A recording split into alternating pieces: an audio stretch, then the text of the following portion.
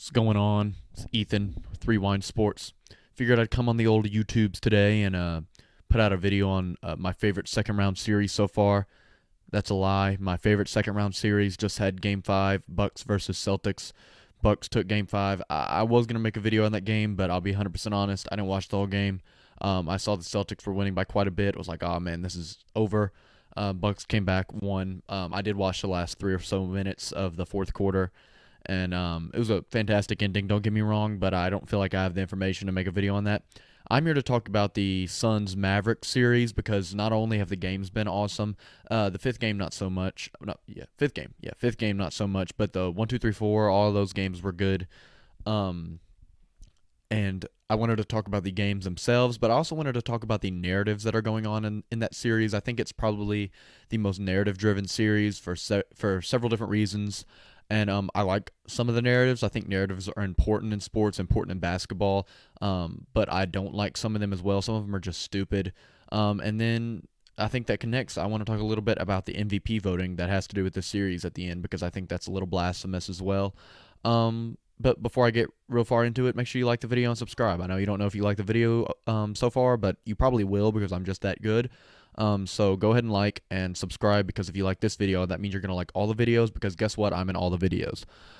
Um, the first takeaway from this series was I thought the Suns were going to sweep. I really like the Mavericks, and after the Mavericks beat up on the Jazz, I was like, yeah, I mean, they're a significantly better team than the Jazz, my team, and I was like, they're going to go into this next series, and they might give them a decent run for their money, but they're not going to do anything special. They might get gentlemen sweeped, but probably sweeped. Even though Phoenix struggled in the first round against New Orleans, they didn't have Devin Booker for a significant part of that series, and the Devin Booker that they did have, you could tell was a little bit shaken up. I don't think he's been shaken up at all for this series, which would lead you to believe that this shouldn't be close. However, it has been close, all apart from Game 5. The first 4 games made it look like this was going to be a significantly serious series through 7. The fifth game, not so much. Dallas got blown out of the water. But if you really watched that game, and I did watch that game until it started to get out of hand, Dallas was up for the whole first half, and it looked like it was going to be a close game for the majority of the first half and through the first few minutes of the third quarter until the Suns went on that massive run and absolutely destroyed the Mavericks in the third quarter. But apart from that, that game looked competitive up until that point. So, yeah, little flashes like that tell you that this series could still go 7. Now, in my personal opinion, I think the Suns are going to win the next game, but that doesn't really mean much because the Mavericks have really come out and showed what they're all about. Very impressed by the Mavericks, very impressed by pretty much every single player on that team. They show a lot of heart, resilience. I think the Suns are a significantly better team than the Mavericks, and when I say significantly, I mean way better. I mean like me playing against a D1 college player better. It's there's a giant gap for me as a team. However, the heart, resilience, and hard work that the Mavericks clearly put in on a daily basis shows in this series. They just want it more than the Suns, and I think eventually talent will win out. And I think in this series, that's what's going to end up happening is the Suns' talent is going to win out. But the hard work, the hustle, the effort that the Mavericks are giving shouldn't be overlooked. I think that is what has kept them in this series. I think that's what grabbed them both of those games at home, and I think that's what's going to grab them the next win at home because I think they're a home team. I think as long as they're at home, they're probably the favorites to win those games. The issue is they don't have home court advantage, and they'll end up getting beaten in 7 probably. I think they could still lose in 6 to the Suns, but seven's probably safe, and I think the Suns probably bring it back to Phoenix in 7 and beat them handedly at home. But who knows? The Mavericks could come up with an upset there. That would be really awesome if the Mavericks went to the Western Conference Finals. As far as the series, Devin Booker's been great. Luka Doncic has been great. Those are obviously the 2 big names on each team. You would think Chris Paul would be up there, but he hasn't been. He hasn't been that good in the series. In fact, he's been pretty bad. Even in Game 5, when the Suns won by a large margin, I believe he had 7 points, which isn't very good for point guard. He did have 10 assists in that game, which is obviously good. There was one game where he played like 23 minutes because he fouled out. Another game where he turned the ball over more than he scored field goals, I believe, or if that isn't completely true, it was close. Chris Paul has not been good in this series. I think that does speak to how good the Suns are because if you're second best player, arguably your first best player at times, I tend to believe that Devin Booker is the best player on that team, but there are times when Chris Paul looks like the best player on that team. The end of the first round, he totally just eclipsed Devin Booker in the end of the first round. There are times when Chris Paul looks like the best player on that team. He's looked really bad. He doesn't even look like the third or fourth best player on this team. This series, he's been really bad. And like I said, that gives to the testament just how good the Suns are, because they're currently winning this series 3-2 with their second, arguably first best player playing really badly. With a guy on the other side of the floor who's an arguable top 5 player in the league. So the Suns are a really good team, and I think if they click, they click. They're the best team in the league. Do I think they're going to click in this playoff series? I actually don't. Not in this series. I mean, in the playoffs overall, I actually don't. I don't think they're going to win the championship. But I think if they do click and they prove me wrong, I think they're the favorites to win the championship. I think that's pretty clear. This whole season has been all Suns. They dominated all season long, and it's probably going to come back to be good for them. Like I said, talent wins out. They have the talent. Do they have the hustle? Do they have the effort? That is yet to be seen, because I don't think they've needed to show it yet. And the next series, they're probably gonna play the Warriors, who I think will push them. I still see the Suns coming out of that series. However, if they play the Grizzlies are going to come in there full force, nothing to lose, all effort, probably more so than the Mavericks are giving. And I don't know if the Suns are going to be able to handle that, but if they can, they can. I think they go on. I think they're easily the top pick to come out of the West. There's not really a top pick to come out of the East. I think the Bucks or the Celtics are probably whoever wins that series is going to come out of the East. But I could also see the Heat pushing them in the Eastern Conference Finals to a significant series. So we'll see. But as far as this series goes, I got the Suns winning in 7 right now. But I love what the Mavericks are looking like. Luka's looked great. Dorian Finney-Smith has impressed me a lot. Jalen Brunson doesn't look as good as he did in the first series, but it's not as easy to score against guys like Mikal Bridges as it is to score against guys like Mike Conley and Donovan Mitchell and Royce O'Neal. So what he has done in this series has been completely acceptable. We're not going to see the first-round Jalen Brunson every single series, and what he's given the Mavericks has been acceptable. Luka, again, has been Luka. Dorian Finney-Smith, good. Reggie Bullock, good. Spencer Dinwiddie hasn't been as impactful as he was in the first series, but again, there wasn't as much Luka in the first series. Spencer had the ball in his hands more. Overall, I like what the Mavericks have done in this series. Win or lose, it's impressive to me, and I think they're a team on the come up. Now, let's talk about some of the narratives going on in this series, because there are a few, and some of them are all right.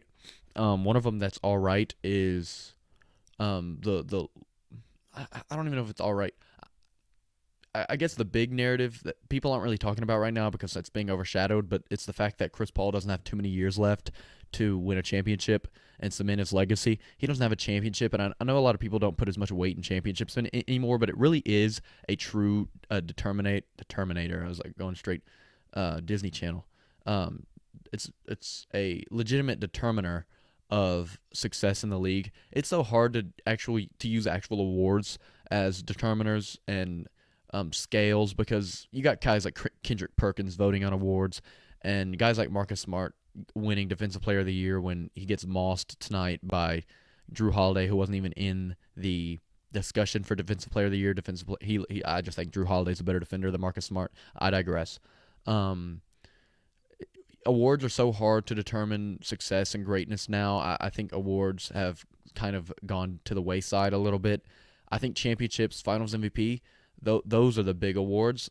Those are the real things that show that you're great in the league. Chris Paul doesn't have that.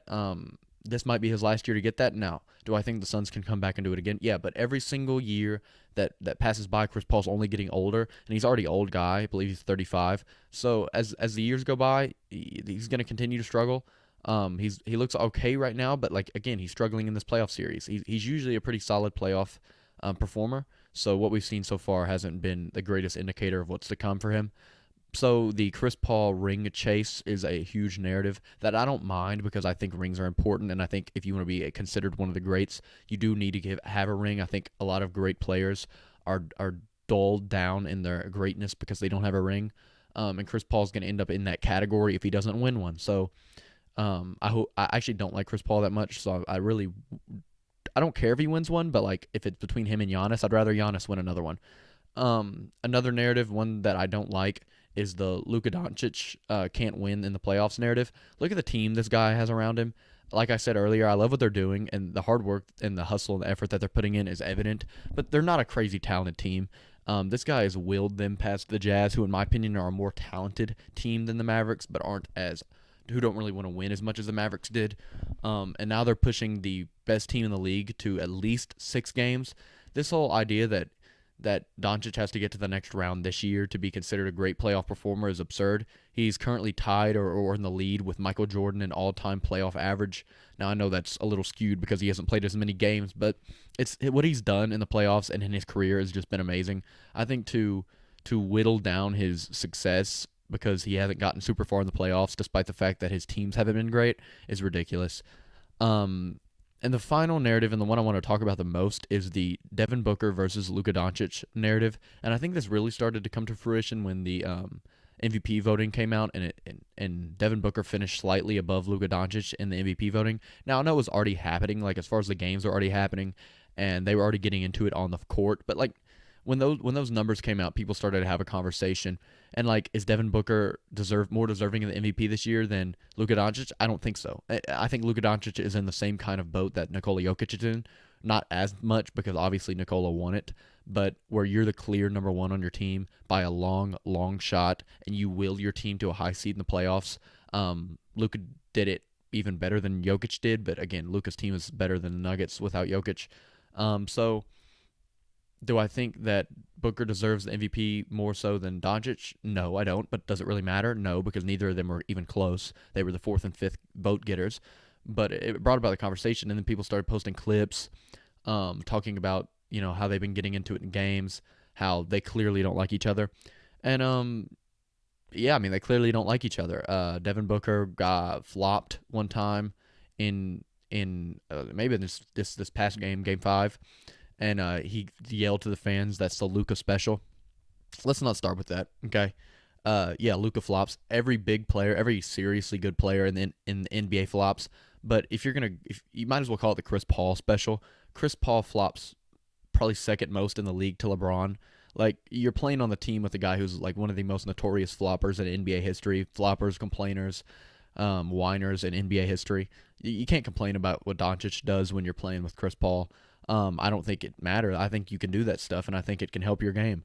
But if you're gonna act like it's something that's bad, don't play with Chris Paul because he does it way more than Luka Doncic does, especially in his heyday.